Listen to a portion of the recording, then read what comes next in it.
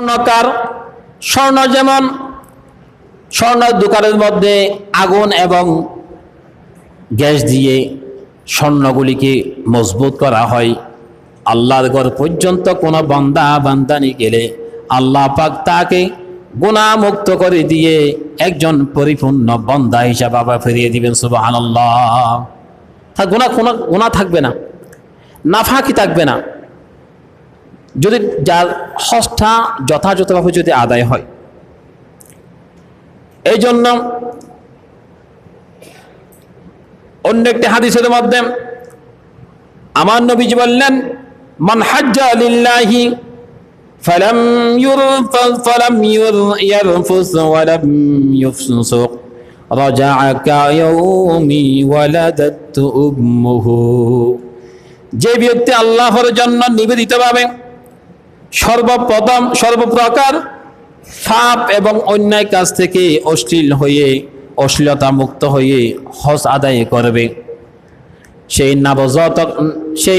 নবজাতক শিশুর মতো আজকে যেভাবে একজন সন্তান পৃথিবীর মধ্যে ভূমিষ্ঠ হলে তার কোনো গুনাহ থাকে না, পাপ থাকে না, আল্লাহ পাক ওই বান্দার যদি যথাযথভাবে যদি হজটা আদায় হয়, সেই বান্দা একজন শিশু সন্তানের মতো আল্লাহ পাক তাকে গুনাহ থেকে বাঁচিয়ে দিবেন। সুবহানাল্লাহ। হজটা হচ্ছে ৫ম নম্বর আমাদের জন্য। যাদের কাছে টাকা পয়সা আছে, হায়াত থাকার আগে,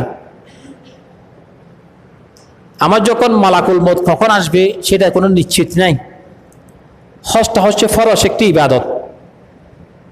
নামাজ ফরজ, রোজা ফরজ, যাকাত ফরজ, হজ ফরজ, ঈমান ফরজ।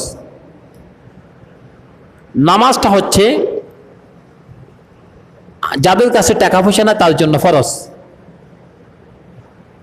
আমার যখন সম্পদ হয়ে যাবে, টাকা হয়ে যাবে, তখন আমার তাৎক্ষণিক, ইমাম আবু হানিফা বলছেন, যখনই টাকা পয়সা হজের মতো জমা হয়ে যাবে, বিলম্ব না করে তাড়াতাড়ি আদায় করে ফেলো।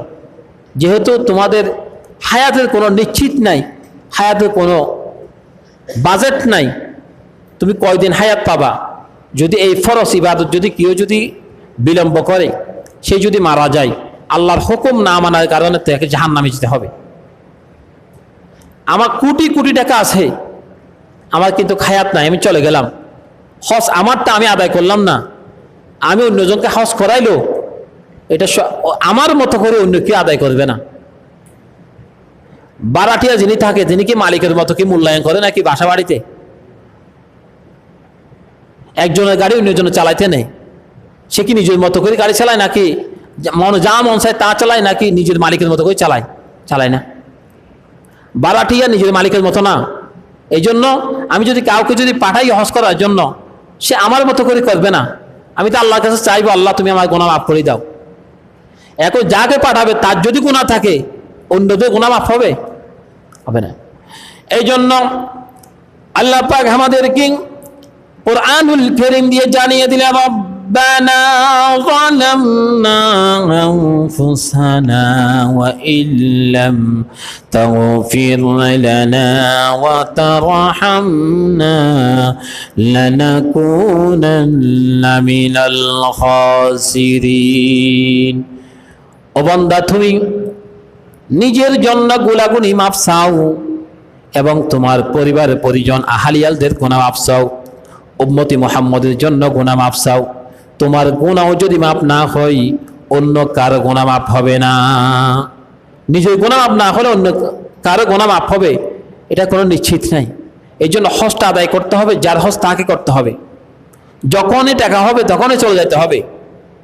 আমরা দিল্লি দেখার জন্য ভারতবর্ষে চলে যাই, ইন্ডিয়া চলে যাই, কিন্তু আল্লাহর ঘর হানায়ে কাবা দেখার জন্য এই পুরা কোফাল এই মুসলমানের নসিব খারাপ, তারা সেখানে যায় না। হয়তো কোথায় গেছো? হয়তো সিঙ্গাপুর গেছিলাম। কোথায় গেছো? ইন্ডিয়া, ভারতবর্ষে গেলাম। কি দেখছো? হয়তো আমি তো